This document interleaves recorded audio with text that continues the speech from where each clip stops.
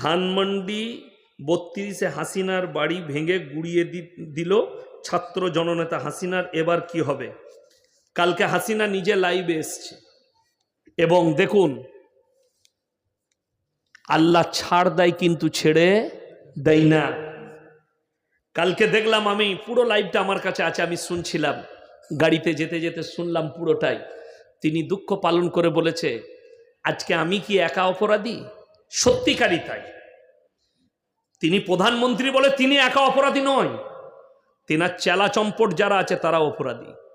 তার বোন টাকা নিয়ে পালিয়েছে, সে নিজের মুখে বলেছে আজকে আমার বোন আমাকে পাত্তা দেয় না, আমার ছেলে মেয়ে আমার কাছে নেই, আমি একা অপরাধী।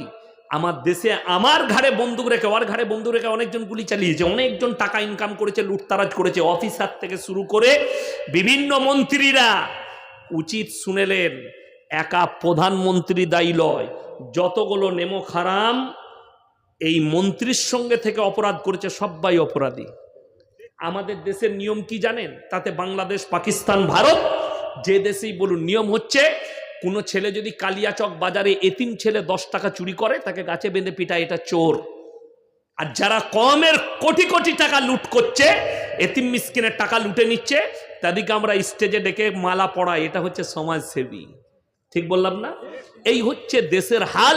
এটা কিয়ামতের আলামতের মধ্যে মারাত্মক আলামত। হাসিনা নিজে বলেছে যদি দেশ চাই আমি নিজে ফাঁসি নিতে রাজি আছি।